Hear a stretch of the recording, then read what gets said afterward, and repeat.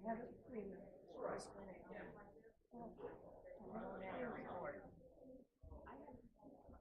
morning. Can you hear me? Can you hear me now? Oh, okay. We'll work like this. So, notice social distancing is taking place up here. This is an N95, not an RN. I mean, this is like from the health center. I feel so pure. So, I guess it's time to begin. And what we do is we always begin with Pastor Leslie offering a few important words.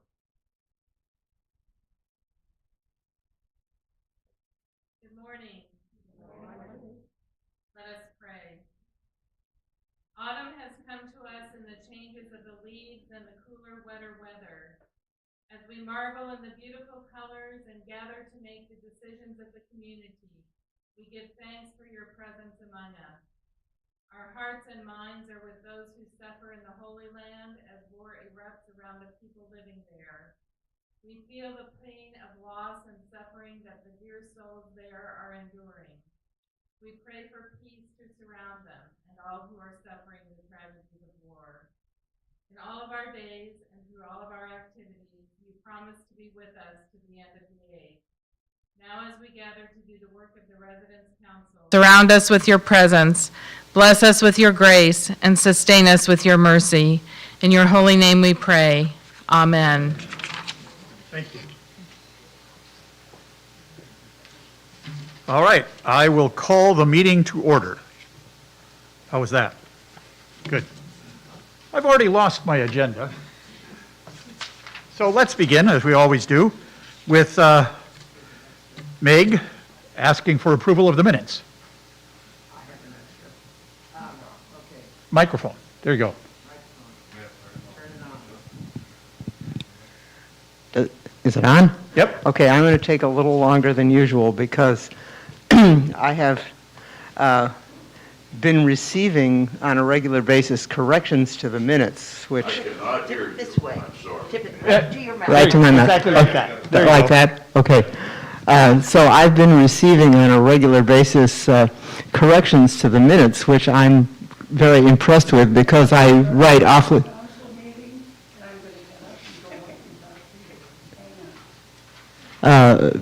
because I've been sending long, detailed minutes, and I'm impressed that people read them and correct them. But I don't think I've been following a proper procedure in regard to corrections. So in the future, I'm going to send out, when I send out the draft of the minutes, like the ones I take today, I'll send out the minutes we're approving right now with the changes highlighted. So chairs can then print those minutes, or they can handwrite the changes on the minutes they've already printed. But I will also print the final approved minutes and put them in an official record that's downstairs in a file cabinet in the resource room. So I haven't been keeping up that file, as I appreciate that somebody pointed that out to me. So that's what I'm going to do going forward. So last month's minutes, there were a couple of changes, some strikeouts in the paragraph about the treasurer's report because the money that was found in the craft room did not belong to the Employee Appreciation Fund, but to the Residence Council Fund. So there are some changes in regard to that, and there's also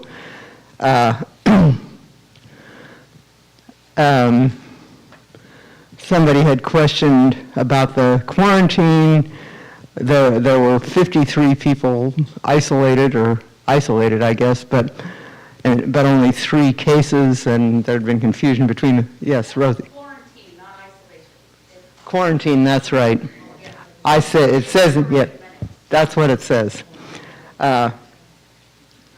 And finally,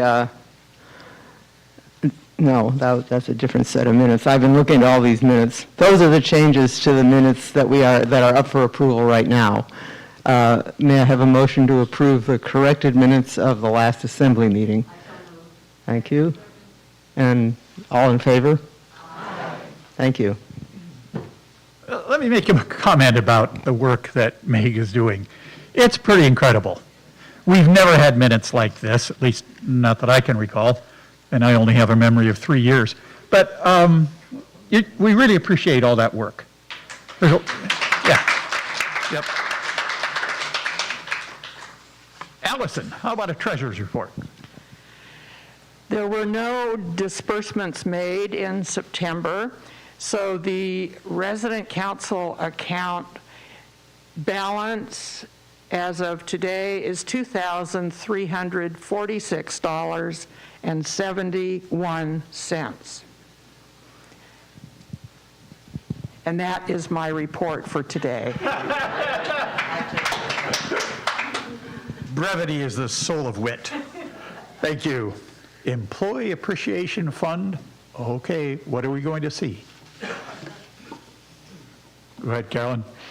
Sorry, I don't have any special costume. I could be a masked bandit for Halloween, I don't know, but that doesn't sound right for the Appreciation Fund. So my inspirational moment is short and to the point. I'm going to read a quote from a professor at Emory University in Atlanta, Georgia, and I want you to listen carefully and see where you fit, where you identify. This is the quote. Most of us will not this week christen a ship, write a book, end a war, appoint a cabinet, dine with a queen, convert a nation, or be burned at the stake. More likely, the week will present no more than a chance to give a cup of water, to write a note, visit a nursing home, vote for a county commissioner, share a meal, tell a child a story, and feed the neighbor's cat. End of quote. But may I add, here's one more option. This month, it's only about 6 weeks left. We still have the opportunity to give generously to the Employee Appreciation Fund, to bring joy to all those hourly staff people who meet our needs as needy sheep every day. To date, our total is $35,225. And we only have, as I said, 6 weeks left because the fund closes by December 1st. And remember, last year we raised $124,000. So this is the big time for the big push. Next month, I will be putting in each one of your mail slots one of these bright yellow forms with an envelope and addressed either accounting or front desk so you know where to put it. I will do that next month. Thank you for being generous. Thank you. All right. I'm going to kind of go out of sequence here. I want to do a little president's report before we hear from management, because there are a couple of things that I want to point out. Events that are happening that affect all of us. First of all, the issue of parking. A meeting was held on October 4th. There were 3 representatives from the city who came here and met with a group of representatives from the Hearthstone, including residents and management. Karen Kelly did an excellent job of explaining why it's so important about parking for employees. I didn't realize it, but 50% of the staff here, from our standpoint, is very young, but is over 50. 50% of the staff is over 50. Also, it was pointed out that we are required to have staffing in licensing areas 24 hours a day. So that had a real impact, I think, to those folks understanding what needs to be done. Now, the city's going to respond with email, but we can give you this update. Parking on Sunnyside will now remain free on both sides of the street. Parking on First Avenue in front of the building will become paid. The portion of First Avenue that is the dead end that goes up to the school will remain free. We will be given a second loading zone and a second handicap zone at the Lakeside building. And importantly, because we're all concerned about employees, one of those attending is a city transportation facilitator. Who knew? He'll be working with Karen, to find more ways to help our employees use public transportation. You may not know this, but the Hearthstone already subsidized passes for employees. So the hope is to find more ways to help them. So there's progress on parking, and Reggie's going to have a couple of comments about parking at a different level in a minute. The second floor couch survey. Thanks to all of you who took part. You could vote no, you could vote yes, or you could vote no preference. 56% of the vote said no. Now, interestingly, when you add together those who said yes, keep it, or no preference, the no vote still outnumbered them. So clearly, it was a no vote. So they will be replaced. Residents will be involved. So at our last residents' council meeting, we discussed how to do that. After Georgia and I met with Reggie and said, how do we want to do this? At your next floor meeting, each floor will elect one person to be on the dining room furniture replacement committee. Then that committee will get together and select one person and then develop a process for help us be involved in the selection of that furniture. All right? Then another important thing, emergency contact notification process. This is the situation where someone on your floor in your building is suddenly gone. You know, now we know that because of HIPAA, management can't say, well, Maud Frickert is in the hospital or whatever. But what happens if we, want to figure out where's Maud? So each floor is kind of asked about this, has different ways of doing it. So Georgia and I and the residents' council, when we met, talked about, we got to get this figured out. So we then met with Reggie and Hallie, had input from Rosie as well, and came up with a system that is ours, the residents, to manage. So here's the way it will work.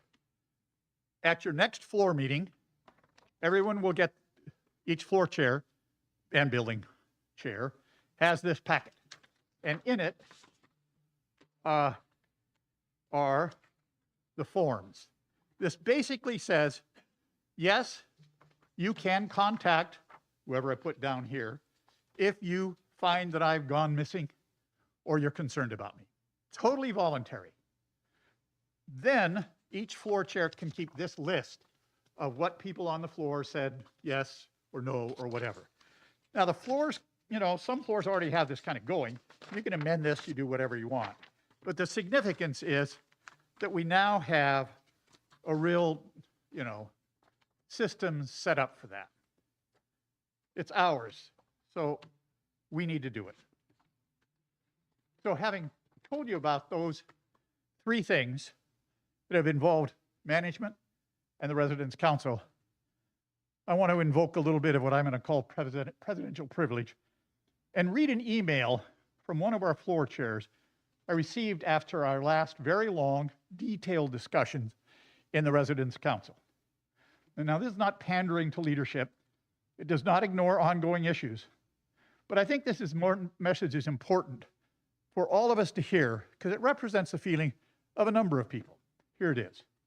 After yesterday's meeting, it occurred to me that the floor chairs and building chairs are the ones to take messages to our residents that management is really working for us. This message needs to be delivered directly and verbally. We need to emphasize this at dinner, at our meetings, and whenever we can. We, the residents' council's members, are the one who get to see behind the scenes how difficult it is to get things done. Not because they don't listen, but the wheels of progress are slow, and there are priorities that must be considered. Also, there are good reasons for decisions. So I will be more proactive in spreading the message of supporting management. I think that's an important message. And I tell you this not to deny that sometimes we are all frustrated by issues that are not resolved as quickly as we would like. Of course we are. And yet, as noted before, the wheels of progress are rolling forward, albeit on an uneven path. But as we merge from 3 years of COVID, we try and rebuild what we're doing. I think it's important to understand progress is being made. Thank you. And now let's hear about some of the progress Reggie wants to explain.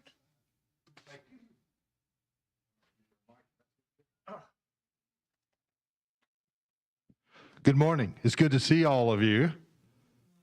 It's okay, I'm not going to use Frank's mic. Some people will get that joke. And I'm going to keep my mask on. Thanks to all of you for wearing your masks this morning.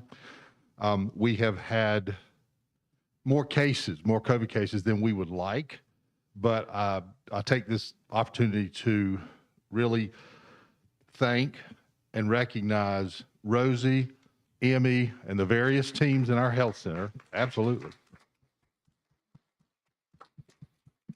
for ultimately keeping us safe. And Rosie can talk a little bit more about it. But I'll also take this opportunity to remind people that rumors do not help. And when the rumor gets around that more than 30 people at the Hearthstone have COVID, that doesn't help anyone. It creates fear and anxiety. It potentially says to the outside world that we don't know what we're doing and we're not controlling COVID. And so such is not the case. Rosie can give you the exact numbers. We give you those numbers in regular COVID updates. So just be careful about what you think you know versus what is actually the truth. That's my little soapbox this morning. Two things I want to tell you about. The first is, and many of you have asked about this, is yes, we are doing another resident survey. It will likely be distributed during the first week of November. So you can look forward to that in a couple of weeks. It is a different company that we've chosen to use. It is one that is nationally recognized, particularly among nonprofit CCRCs. So the biggest advantage to us in distributing a survey like that is many of the questions and answers are standardized. So when we get our survey back, not only can we look at benchmarking whether we're doing a good job or not as a management team, but we can also look across the nation and sort of see how we're doing comparatively. I think I've talked about it before. It's a survey tool, an electronic survey tool developed by a CCRC, and I believe, Hallie, it's a Lutheran organization. I know it's a religious, a faith-based organization, nonprofit, that could not find what they wanted for surveys of their residents, so they made one, and then they began to share it, sell it, rent it, whatever, to the rest of us. So we're excited about that. If we can get the survey out in the first week of November, we should have results, emphasis on the word should, have results before Thanksgiving. So that's our goal. Look forward to that. It will be an electronic survey, but we will also offer a paper option for those of you that we already know really don't utilize digital technology. That's fine. We'll get you a paper copy. That's that. Second thing I want to talk about is, and this is primarily for Lakeside residents to hear and understand, is we've heard you about the fact that the two Cove buildings have some guest parking and this building does not. We are working to improve that. At the same time, we're fixing a couple of other problems. The first being that with the help of Sodexo, when they took over dining services and opened the bistro back in December, we purchased what is known as a club car. If you don't know what a club car is, imagine a really nice golf cart, not go-kart, golf cart. sorry, I can't talk and keep my mask up.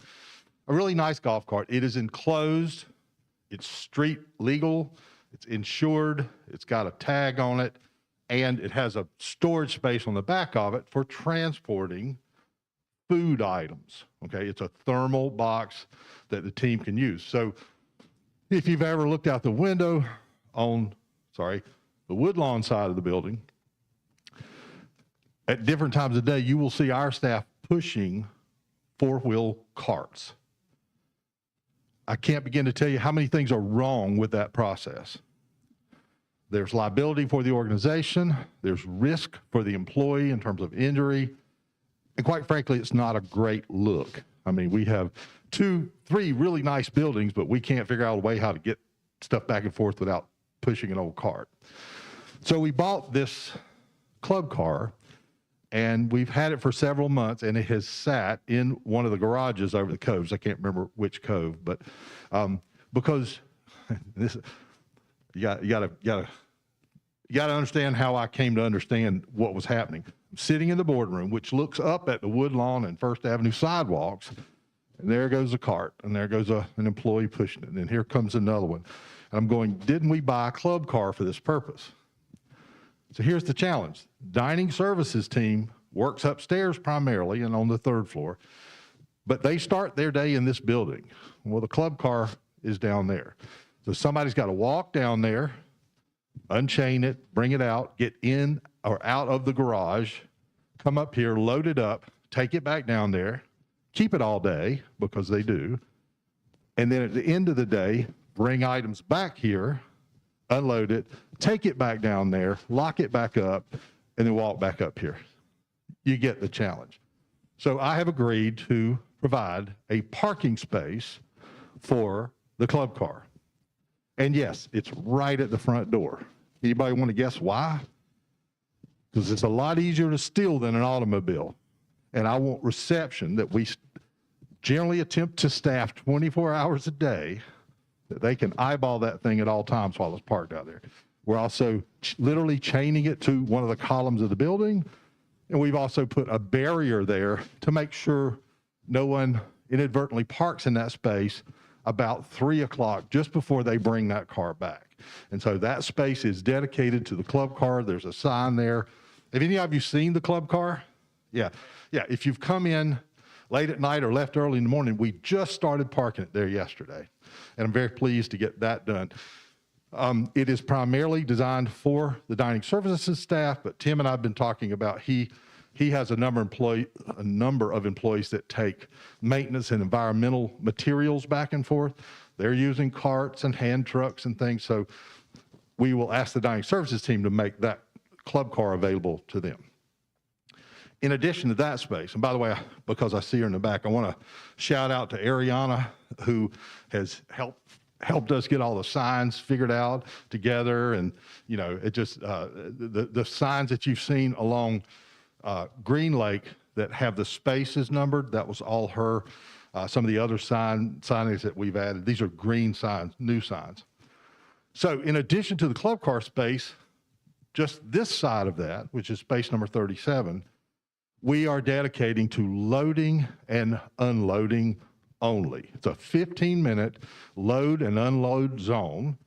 Again, the front desk, because they have direct eyesight to that space, will tell anyone that comes in or ask anyone that comes in and parks there, how long are you going to be? Because if you're going to be here very long, I have another place you can park. We may have to enforce that 15-minute zone a little bit. We won't do it at minute number 16. We'll pay attention. If somebody's there after 30 minutes, and we'll try to find them or communicate with them in the building. If they're there for an hour, we have to enforce our towing restriction. We don't like to tow cars, so we purchased a boot. If you don't know what an automobile boot is, I hope you never have to figure it out. The bottom line is you can't move your car until we take the boot off. We figure that will help reinforce the message without damaging any vehicles by towing them. So club car space, loading and unloading zone. To support the ability to remove those two spaces as what have traditionally been places where people can just pull up, you know, let you out, say goodbye, whatever. And you can still do that. But we've had people park in those spaces overnight, and that is problematic for the operation here. So we currently have 2 spaces. And I say currently because if we have new residents move in, we might end up having to take them back. There are 2 spaces that the front desk can assign to you. If you call and say, my daughter's coming and she's going to stay a few hours, we're going to have lunch. Is there a space for her? And the front desk will look at their ongoing list and say, yes, they may park in space number X. I'm not telling you what spaces because we're not going to mark the spaces as visitor parking. And that's because we may have to take them back.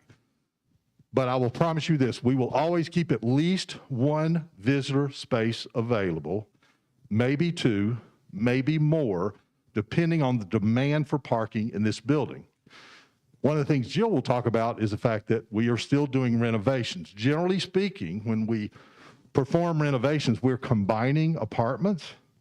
So whereas in the past, the person in 1108, and there is no 1108, and the person in 1107 both had parking. But we combine the rooms, we give whoever moves in 1 space, we just picked up a space. I'll also put in a little plug to any of you, or especially floor chairs, as you talk to people on your floor, please encourage people that are not driving, that are still paying for a parking place, to consider surrendering those. We're not in a dire enough need to offer money for people to do that, but it might come to that. It might come to the point where we say, we noticed your car hadn't moved in a month, and we do notice, Ariana pays attention to that, or your tags have run out or whatever. If we notice a car is not being used, we likely will ask, and we may get to a point where we say, we'd like to offer you X in order for you to give up your space. We're not there yet. We're okay in parking over here, which is what spurred all of this. One more thing. So we got a loading and unloading in the first space, number 37. Beside that's where the club car goes. That's number 36. Continuing in that direction is space 35. If you've noticed, that's where we're parking the Tesla. And so that's our company-owned vehicle space. There's signage going up for that. There's also signage going up for the loading and unloading zone. The next space after that will also be for Hearthstone vehicle parking. Right now, that would be our van. Some of you may have heard, we leased that van 5 years ago. We're coming to the end of that term, actually in December. Jeff, I really love Jeff. Jeff's working out another deal. He's trying to, where, and this just makes sense financially. If we pay off the lease, the residual amount, and take it and then trade it on another vehicle, we'll probably pick up about $10,000 in value. What we get is a question mark right now. So, but I will tell you that he is putting a lot of thought. Jeff is the best person to ask what we need because he has been the one for a long time moving any of you around that need transportation. So stay tuned on that. We should have an announcement maybe in November or December. Okay, thank you all. End of my time. I appreciate it. Thank you, Reggie. Okay, Rosie. Okay, why don't you grab that mic and then the camera's got you and we're all set.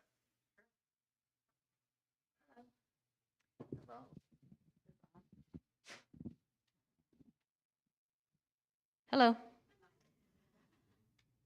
I just thought I'd show up today. Thought you might have some questions. I'll try to give a quick recap. Can you hear that? Okay. No, Rosie, You can't hear that? like this. There you go. Like Perfect. this? Yeah, you got it. Okay. All right then. Hello there. So I have a few things to talk about, mainly COVID, right?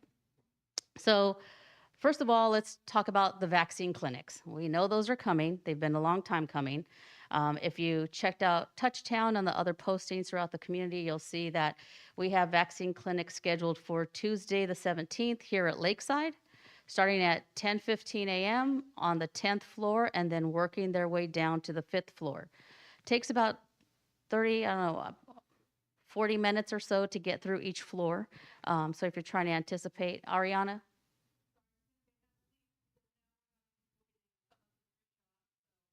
Yeah, that's true. Consider that. So some of you are taking all 3 vaccines. So be patient, please, but let's just get through the process so you can all receive the vaccines that you would like and are really important to you. Wednesday, we'll have the clinic over at the bridge starting in the afternoon. Cove West will start at 2 p.m., goes from 2 to 3:15. Hopefully, it goes that quickly. And then Cove East can come on into the bridge at 3:30 till around 5 or until we give the last vaccine. If you miss any of the vaccines on particular days because you have prior engagements, you're welcome to join any of the others, just like in our prior clinics. So if you can't make it to one or the other, we will always have other clinics coming up. So we'll move right into the positive cases we've had, as well as the exposures that we've had here on campus. So we've had a number of cases from the October 5th. If any of you saw that October 5th COVID-19 update that was either emailed to you or posted on our website, at that time on the 5th of October, we had 8 cases in the health center. That grew to 12. And we are having residents come off of isolation and quarantine each and every day. They're following the protocol. So these cases, we were able to go back and contact trace the sources, and they were brought in by visitors. So we didn't have any epi-linkage from staff bringing the virus in. They were from visitors, whether it's a family member who's traveled or a loved one who lives in independent living, who's come into the licensed areas, didn't know that they were exposed. Before someone tests positive, we have a bit of an incubation period, that 24 to 48 hours. That's why we go back and start asking questions about who you dined with, who you possibly had a car ride with, those types of questions. Before we could identify someone who started having symptoms and was positive, well, she had already enjoyed bingo and lots of other activities in the health center. And so for about 3 consecutive days, we had multiple cases come up. That's how we derived at the 12 number in the health center. And then we'll move into the other positive cases. I believe since this episode that we've had since the last time we've spoken, we had 5 independent living residents, 2 couples, and one other single person who tested positive, again, due to travel and or outside engagements outside of the Hearthstone. And so that's life. We're going to expect that. It's going to happen. And we have processes in place to try to mitigate that and control the spread. Emmy and I have had some interesting conversations with the Department of Health, local health jurisdiction, to talk about the changes with COVID. So with the protocol, if you all read through this, not every page, but the first few pages of this update, it talks about the change in the quarantine and isolation period. And those numbers have changed. Your testing dates remain the same, 1, 3, and 5, if you were exposed. But the duration of your isolation or quarantine have changed.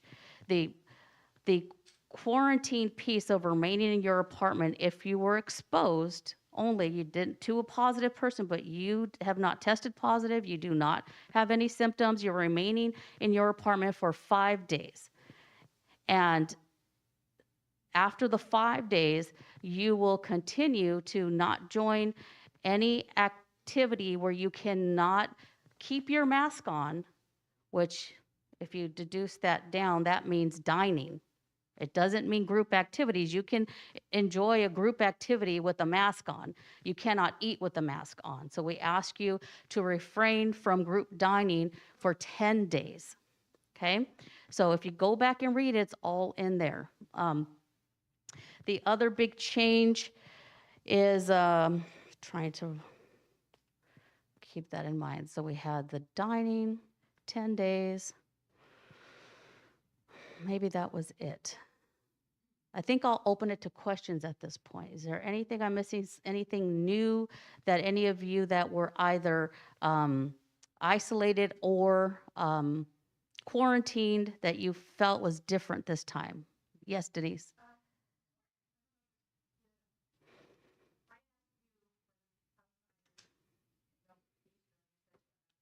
Yes.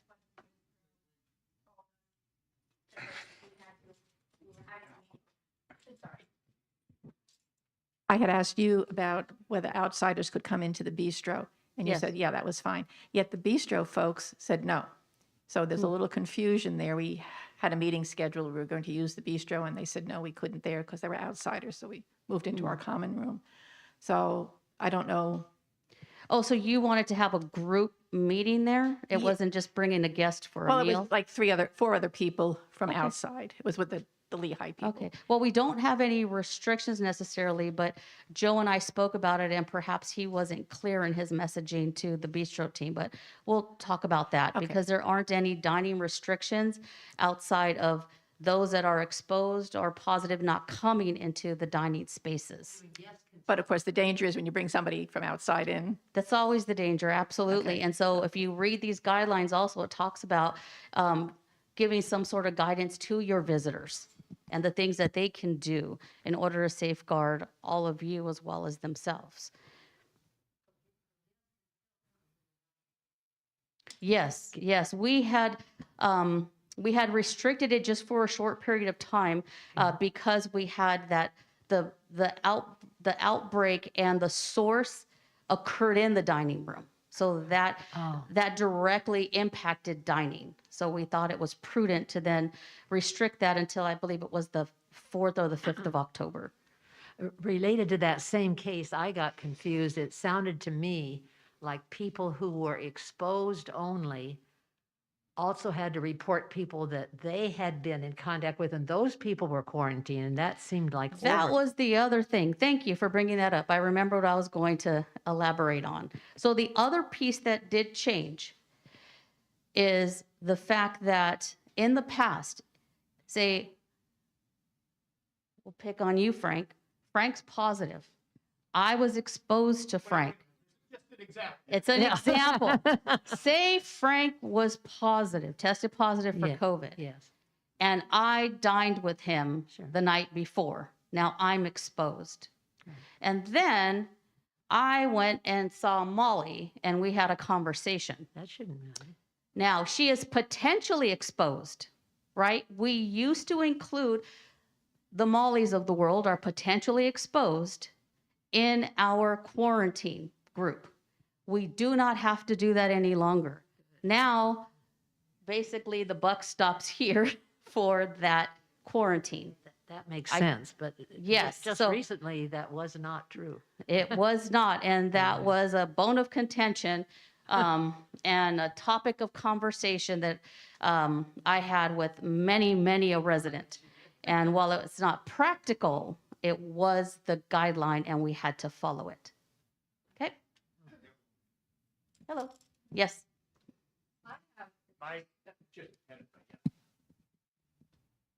Just for clarification, when I was quarantined, I think it would be helpful it's clear what we can't do.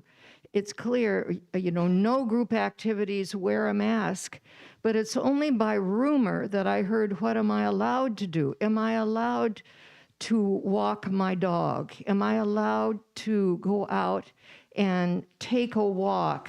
Am I allowed to go up and down the outer stairs where I don't meet anybody? To say what I'm allowed, I would find helpful. Great. So again, I'm going to refer you back, noted. I'm going to refer you back to these updates. And we did include a little bit of that, of yes, you can go out. When we had the large group, I called and spoke to each and every person to let them know that. However, it's difficult to have blanket guidelines when you're all individuals and you have different things going on.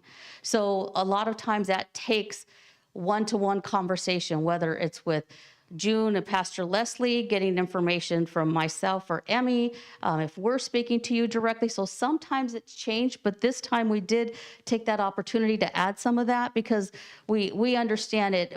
You do want to know what you can do. The list is short, but yes, you still should know what that is. So we'll continue to work on that and including more information that speaks to that. But as the virus is changing and it's becoming more airborne, it's very difficult to try to predict what direction it's going to go in. And I don't want to be the person to say you can all go outside and walk your dogs and then you're all chatting and then we have a case of 50 more coming up positive. It's really hard to make a blanket statement like that, but we'll do our best to add what we can. I think that's all I'll say on that. So yes, sir. Are we allowed to, or should we keep our masks on during our trips in the elevator? Again, are we allowed to keep our masks on in the elevator? So currently, there aren't any restrictions outside of the health center. So the health center has restrictions, and they're also included in this update. But currently, there aren't any mandates restricting elevator use or masking. That's entirely up to our community at this point because that impacts our independent living residents. And our assisted living residents have a lot more flexibility. It's very similar to what IL residents are directed to do and instructed to do. But currently, I don't have an easy answer. It's what we would determine as a community. So the long arm of the law is shortening, and really those decisions and the justification for anything that we implement within our community that's outside of the health center is really up to the community. And what we do is, of course, weigh our pros and cons and the risks and benefits to all of you. If you would like to wear a mask in an elevator, I don't see the harm in that. I have been wearing a mask myself for a week now. I'll continue to do that, but I go to all levels. I'm in the health center a lot in assisted living, and I would hate to be the one to be the vector and, spreading it to everyone. I did have my vaccine a week ago, and it knocked me out for a day and a half, but I didn't want to wait much longer. So I went to the pharmacy and just had it. But it's really up to you. It's a personal choice with the masking. Okay? Great. So there you go. Thank you. All right. Okay, how about all the facilities and the way they're working? Come on, Tim. There you go. Yes, I can. Why don't you go stand up there? I have a whole bunch. Oh, well, of then them you to do watch. this. I always have a book. I don't want to miss anything here. Okay. Can I take this? No. Okay, thank you. I'll do this. Here you go. Testing, 1, 2, 3. You got me? Okay, we're good. So I'm going to talk about a few things, but before I start, I wanted to also do something a little different and acknowledge a couple people. First, Dawn. I love your shirt. Okay, and that's the second time I've told you that, and I really want that shirt. Okay. And the second would be, and there's so many I could thank, but Hallie. I really want to publicly acknowledge all of the communication she's helped me with throughout the past weeks, because we got a lot of things going on, and she's been there for me every time. So I really appreciate that. Okay, so now we'll talk about the problems first. Elevators. Yeah. All three are running, right? But if you haven't noticed, we've had not a couple, over the past month, incidents where residents have been trapped. Okay? So I want to talk to you a little bit about that and what we have decided we will be doing, because we can't just not take any action to this. So we're having TKA pull all the data from all the elevators and trying to determine, is there something common going on? However, there are certain incidents that we could fix ourselves. One of the problems was a resident tried to stop the door and their cane got jammed in the door. Okay, I caution you, never try to stop the door from closing. Step back or make sure you step in, okay? In that case, all the safeties worked exactly like they should have, so kudos, okay? So that's gonna be number one on my list. The other number one, because I have probably three number ones. Sidewalks, okay? I'd promised you that we would have this done by now. And terra firma has run into a second problem with this city. The city, with their second application, has said they will not allow them to use the process that they use. Okay? That's where they drill the hole, they infuse, and they level them out. They feel that it's harmful. Okay? So we have to respect that. We are appealing it, though, however. Okay? Because that's our right to appeal. With that being said, we have at least one critical area down here off of, what is it, First and Green Lake? Right there. That is boom, boom, like that, right? And that is a real hazard to anybody in the neighborhood or us. So we've already blocked that off. We are going to take action with it, but I'm going to need the city's help. The first step is securing it. Second is ensuring that I get the right permit that allows us to do the work, or I may ask for forgiveness. The third step is once we get the concrete out, we do have to bring an arborist in, because the reason that it's failing is because roots coming up under, lifting it up, and there are ways that you could protect the tree and still accomplish the task. Worst case scenario, we can't cut the roots. We're going to figure out a way to reroute that sidewalk, okay? And it may mean some more minor major destruction, we'll call it. We may end up with a path like that, kind of thing. They mandate 6 feet of sidewalk space. So you got to think about that. We don't have a lot of space out there to really kind of navigate any more than a foot or two, really. So those will be our steps. Gary has volunteered to take the lead on getting rid of the concrete. And he's also offered me up as being on the Jack first, okay?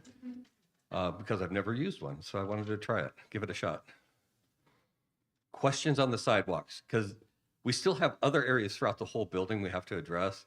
Know that I'm getting estimates on what it would take to replace every sidewalk, but my rough guesstimate is we have 20,000 square feet of sidewalk space around our city block, okay? And if you use the average of $15 a square feet, you're talking $300,000, okay? That's a lot of money, and that's just using raw data. We may decide, if we get funded for this, to do one section at a time, something more manageable, and phase it in. This area on First is probably the most in need. Most of us travel all up and down the street all the time, okay? As part of that, I'm also going to be looking at the garage over here, because if you haven't noticed, anybody that parks over there, the numbers are starting to fade. They're starting to bleed through of other numbers, and it's getting really hard to tell what the number of the stall is. So as a preventive maintenance, we're going to get a bid on what it's going to take to reseal, coat that entire garage, which will also fill cracks, take care of any damage that's there, and then restripe the whole thing. So that is something I'm getting some bids for Reggie for him to decide if he wants to move forward with it or not. Anybody here from Cove East? Good, good, good. Cove East, especially the second and first floor, have endured, if you didn't know, a major problem with their HVAC equipment over the past couple weeks.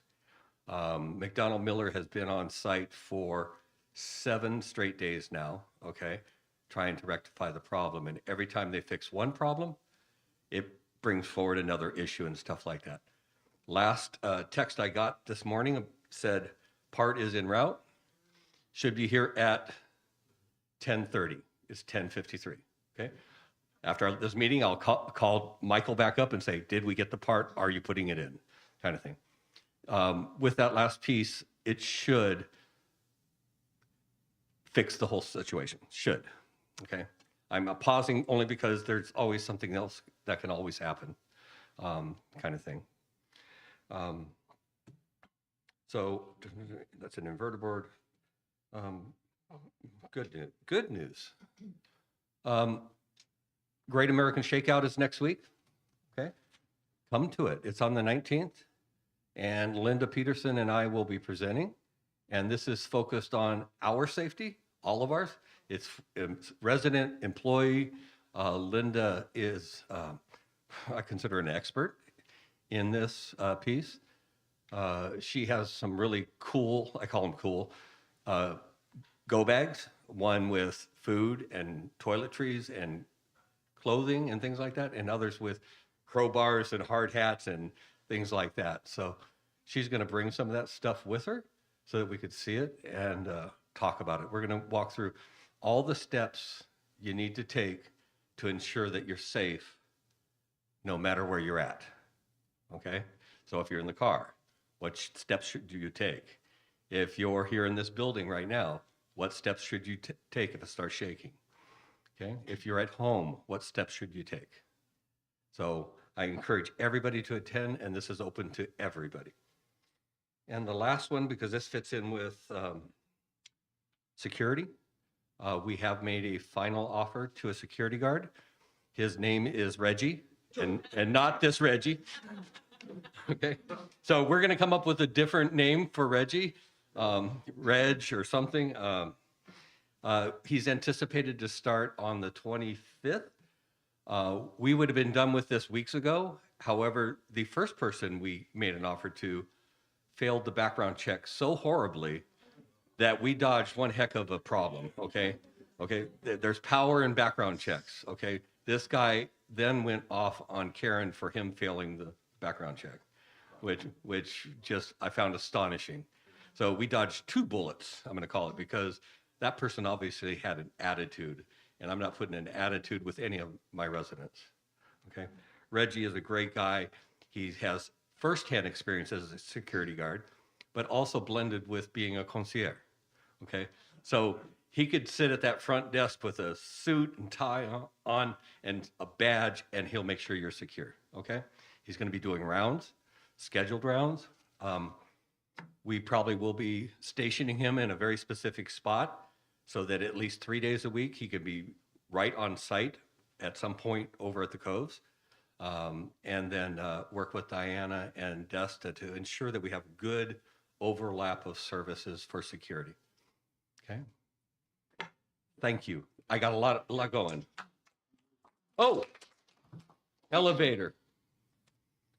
Okay. Almost messed this up. I got this email from somebody in this room. And the subject line is because misery loves company. Okay. And this is, this individual was on a marketing tour, and do you know the community it was at? Do you want to mention it? Horizon House? And on their elevator was elevator 2 is down. Okay. That made my day yesterday because sometimes you think you're the only one with problems. So thank you guys.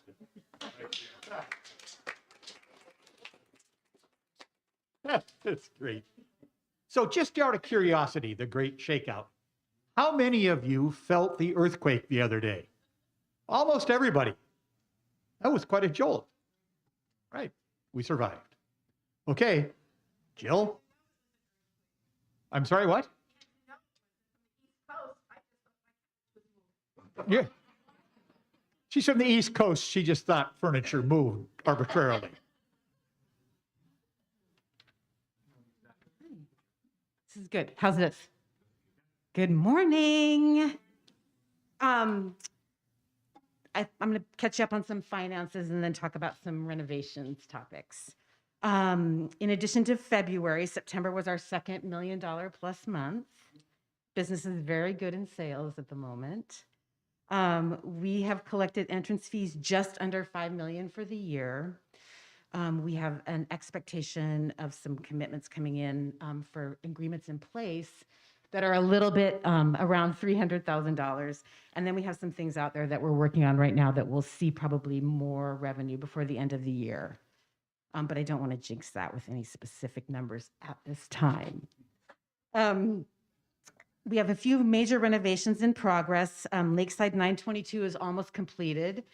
And Gary and his team have done such a nice job with this project. They've been working very hard to get us in on time and at budget. So things are going well there. We have a couple of future in-house projects on the docket. The goal is to pre-sell those before we start construction.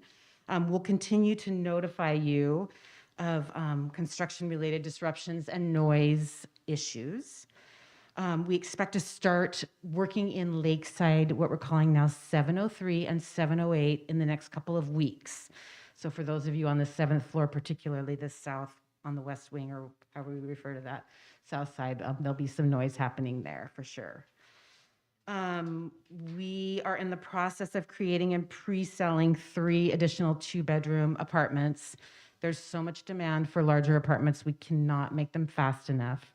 So we're working through that process right now.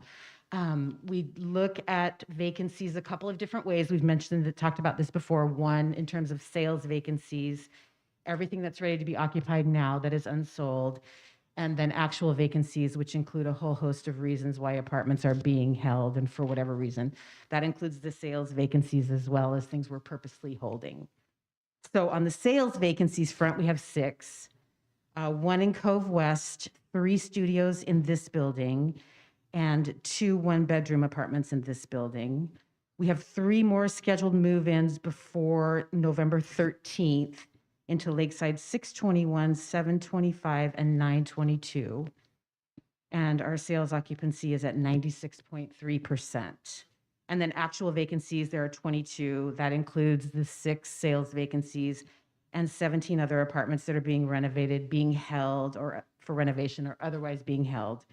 And so that actual occupancy number is 86.5. Thanks.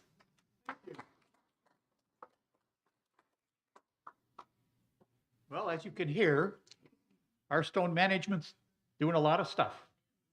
We're very happy with that. Thank you for all your reports. Another round of applause. So, Penny, would you like to do the dining committee report? Try walking up there. Well, it's really better if you're up here because of the camera's right there. Okay. There you go. Testing? Okay, got it. Okay. Here are some highlights from our October Food Committee meeting. First of all, the kiosk results show a positive satisfaction. I can't even read my own writing. I'm sorry. Let me start again. The kiosk results show a positive satisfaction with a few hiccups. June, satisfaction was 77%. I'm sorry, I have just screwed up. Let me start one more time, sorry. Our satisfaction results are April, 77%, May, 79%, June, 76%, July, 78%, August, 81%, and September, 82%, the highest we have seen for a very long time. So thanks to all that provide our food. The left side always available menu has been refreshed. Breakfast chicken fried steak has been replaced with corned beef hash. And blueberry salad has been replaced with a Caesar salad, either with chicken steak, or salmon. 2 items have been added and that will be monitored are always having rice, white rice available, and on Fridays only, hash browns, at breakfast, of course. Front and back of the house staffing is good right now. Joe Barron and Chef Morgan are working on a video tour of both the main kitchen and the bakery kitchen. The bistro is in the process of hiring a replacement for Mia. She's going back to Georgia. And Nuno is now going to be working at the bistro full-time.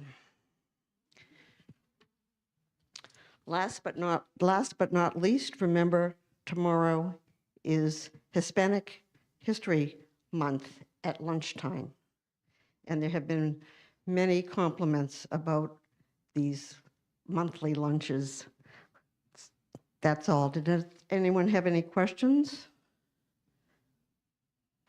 Okay, thank you. Thank you. Would you just take the microphone for Denise, give it because to- we're going to start. What, I just heard a groan at the loss of the blueberry pecan. So that's why you use the little thing, say, bring back that salad. And if you'd like, I'll come up and help you type that in. Not that I'm, never mind. Okay, floor reports. Cove East. Is this on? Okay. Yes. We are a full house. We have no vacancies. Yay. Are you going to do? Yeah. I'll talk for Sylvia. I don't know if she's here. We need volunteers in the gift shop. Please think about 2-hour shift. That's all it takes. And any of the money that we get from the gift shop goes to the Resident Assistance Fund. So let's see, what's more at Cove East? We met with the Lehigh people who are from Dockside, the brown building in the front. Mixed meeting. We got a little understanding. They are trying to create permanent housing, is what they're saying. The folks who are living there are not transient. They're trying to help them learn how to be good homeowners. So it'll take time, and they've had we had some problems early on, but some of those have been resolved with characters in the neighborhood. Let's see. Okay, people in our house, in our building, still would like to see some representative on the board of trustees. We're still bugging people about that. Other than that, Cove East is hanging in there. Please come to the bistro. You'll like it. Thank you. Suzanne's going to run the things. So, Elaine, Cove West. There you are. Good morning. Not a lot to report. Cove West, as far as I know, is isolation and COVID-free. Yes. Great. And this afternoon at our happy hour, we are asking everybody to break out their old moldy sweatshirts or other sports gear to support their favorite team. And we're having a tailgate party. We'll see how that goes. Not exactly Cove West, but the Cove Garden. The grass area in the Cove Garden suffered greatly during the summer because it was so dry. So the gardening committee is working hard to reestablish that and do some work on that. So at this point, that particular area is off limits, but hopefully that will improve over the winter. So thank you. Thank you. 10th floor, Sheila. Sheila?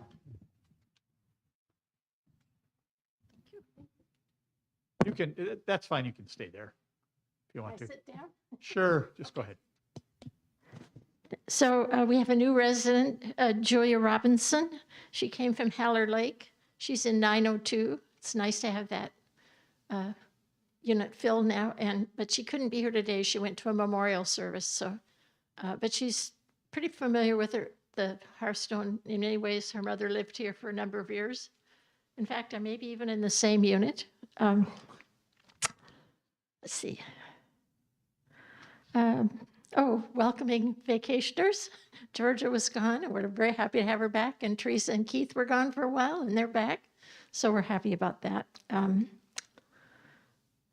At last, I guess I will mention the last meeting, since Hallie's already been mentioned, but she came to our last meeting and spoke about HIPAA, but she was available for other questions. But I have to say again, she is so Johnny on the spot for anything that we need. It's great.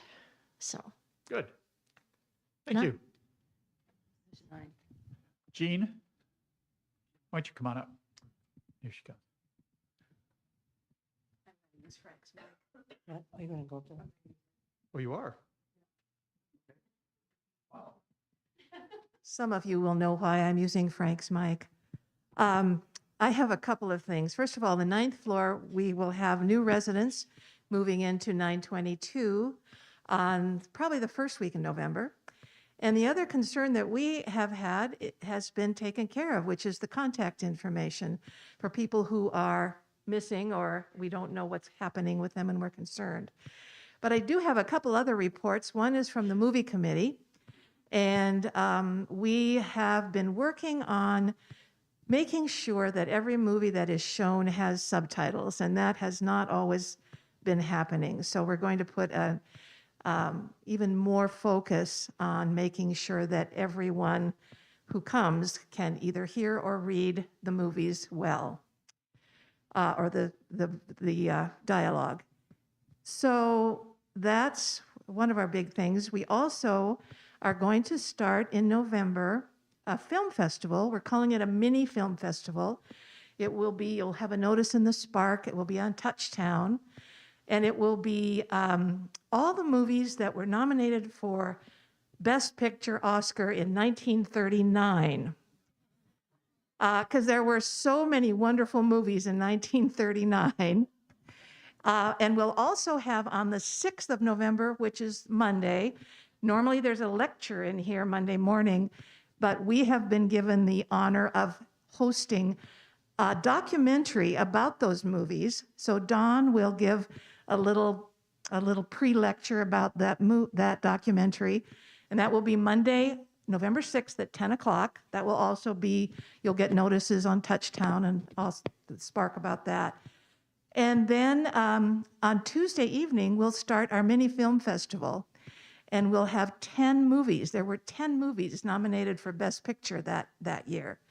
So we'll have all 10 of those running consecutively, except for Sundays, so for 10 days. And then on the Saturdays that are the first Saturday of the month and the last Saturday, we will show another movie from 1939 that not necessarily was nominated, but is a fine movie.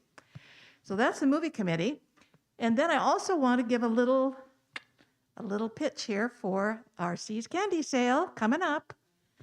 It will begin on Monday, October 30th, and it will run through Friday, November 3rd in the Lakeside.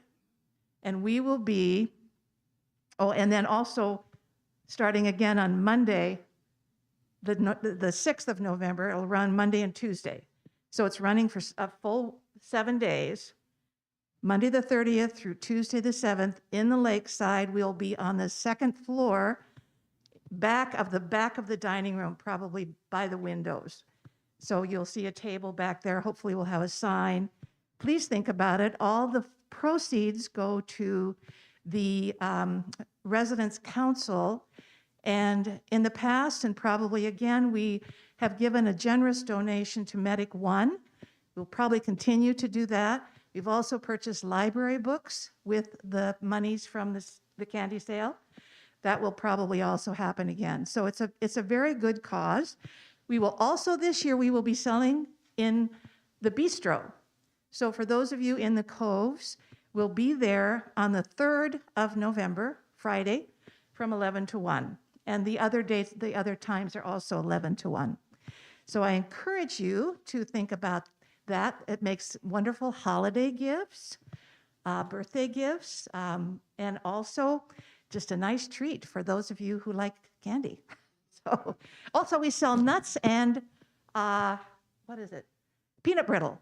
So there you go. Thank you. So I'm going to add one little thing. You will receive in the week before the sale in your mailbox an order sheet, all right? In order to really excite you, you will also receive a lollipop. So you can anticipate that in the future. All right. Liz, are you here?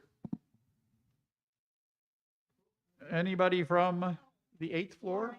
Yes, Oh, I'm sorry. yes, I'm sorry, I just woke up to that. Hi, I'm representing the 8th floor in Liz's place. The news is that Pete and Joe Eve Wilkinson moved out, and they moved down to the 4th floor, and we miss them, but they're there. So now we have 3 units open, and they will be remodeled, but we don't know when. 2 residents living on the south side of the 8th floor have expressed concern over trucks and so forth that come to the back of the building and leave their engines running. And it causes a great deal of exhaust, and it's very unpleasant. So we don't know what to do about that, but I'm just telling you guys so you can share your misery with us. We had 3 people on quarantine during the past 2 weeks, and now they're back. Everything's normal. Nobody's got anything contagious. Something that doesn't have anything to do with the 8th floor, but the other all floors is Mary Edwards, couldn't think of her name for a minute, and I are doing a survey of artists who have artwork on the floors. So if you have knowledge of artists that you'd like to have recognized, we're going to do an article for the Spark. That's all I have to report. Thank you. 7th floor. Jim is not here. Pat, there you are. That Pat's in the back. Thank you. He gave you a sheet? Okay, well, here comes a microphone. Better after almost a week. Good. Why don't you keep your mask on while you're doing that and just talk directly into the microphone? If you can hear me, that's fine. Yeah, we can. Okay. He had some questions that the floor had at our last floor meeting about the Sarah button. Is it operated by a battery? And how, if it is, how often does it need to be charged? And is there a way to test it without turning it on and getting all excited about it? That's one of the questions he'd like to have answered. And then he's 3/4 way through the emergency contact list. And he didn't put anything in about the big box of apples that he picked on his way when he was fishing over in eastern Washington and gave out to all of us on the 7th floor. So it was a nice treat. Fresh apples from the tree.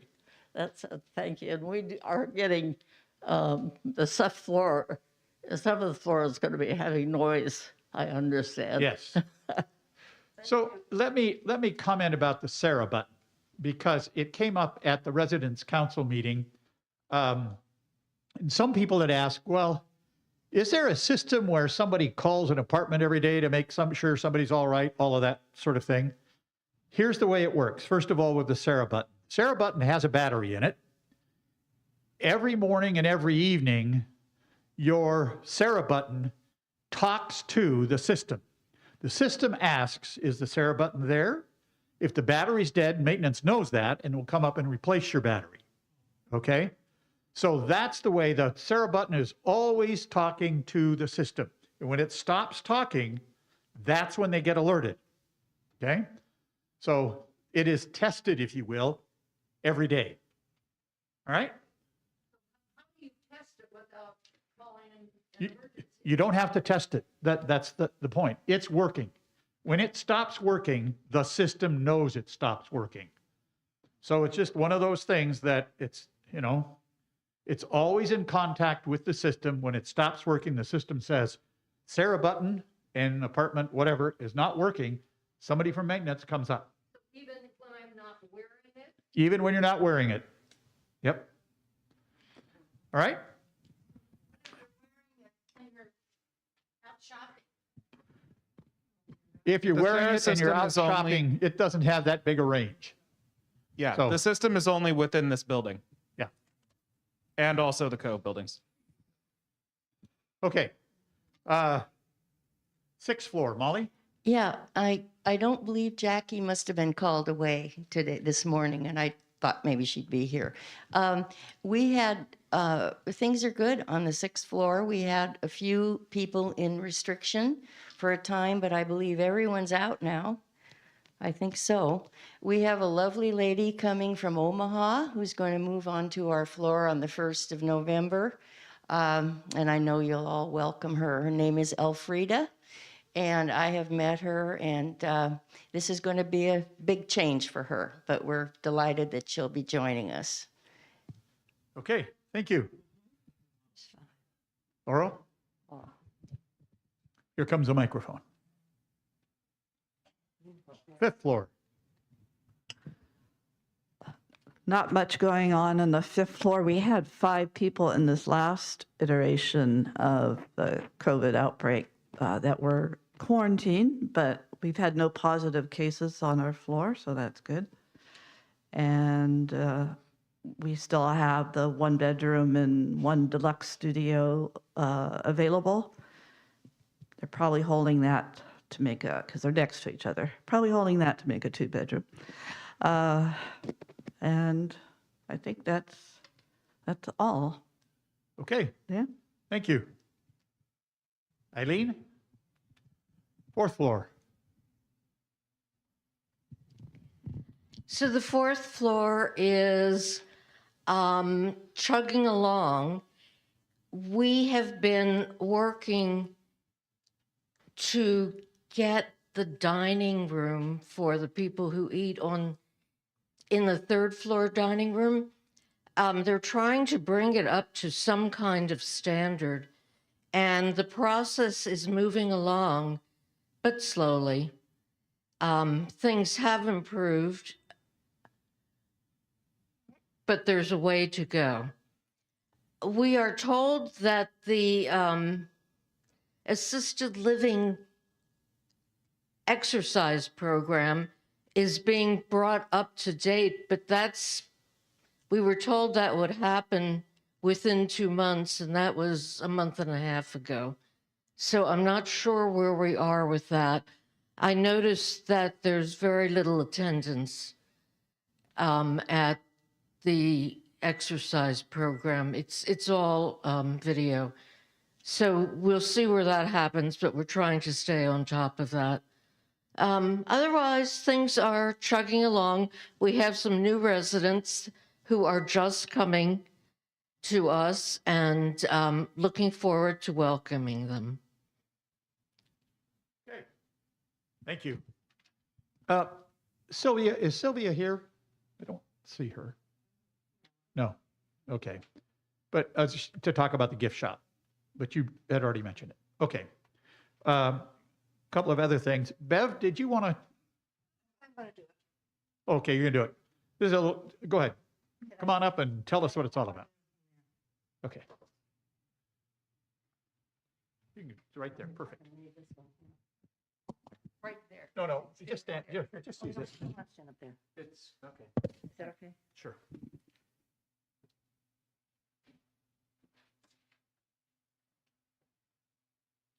I don't know how many of you were here on the 26th of September when Lyle came from Arlington for the singing. Anyway, he's going to be coming back this next Wednesday at 10 o'clock on the 18th. And at that time, we're going to start a group together. Everybody is welcome to sing. I was there on the 26th, and I couldn't believe how good the singing was. I didn't know the Hearthstones before. I never heard them.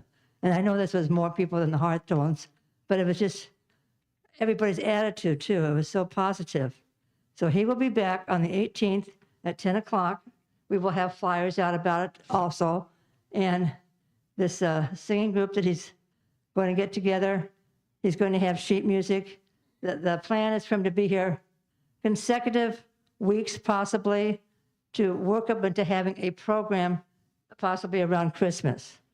So that's what's happening then. Also, I want to plug that very same day, on Wednesday the 18th, at 7 o'clock, over at the Cove, in the bridge, is the Cove movie of the month called Roxanne with Steve Martin. It's a really good, and Daryl Hannah. It's a really good comedy. Any questions? Just a quick comment.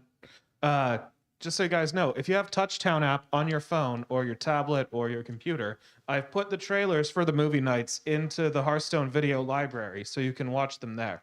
Great. Thank you so much, Stephen.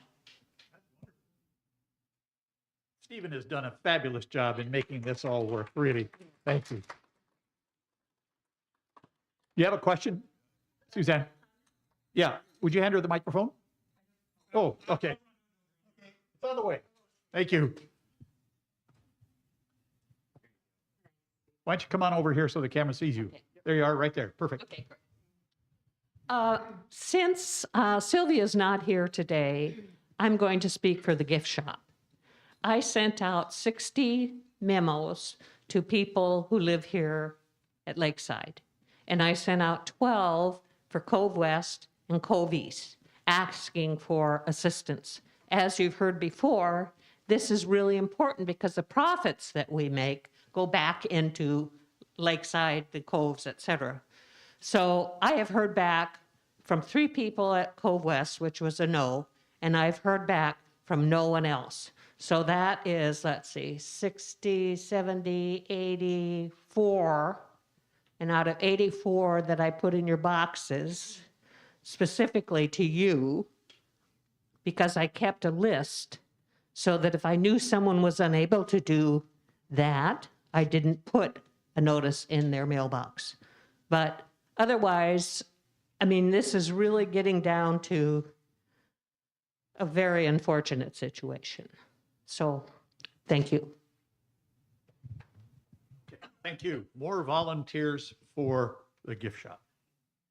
Okay, a couple of other things before we get out of here. We've run long. Couple of announcements about upcoming things. This is from Laura Saunders. It's about WACRA, and just so you know, that's the Washington Association for Continuing Care Residents Association. WACRA is holding its annual meeting on Saturday afternoon, October 21st, at Timber Ridge. This is the group that does legislative stuff on behalf of residents.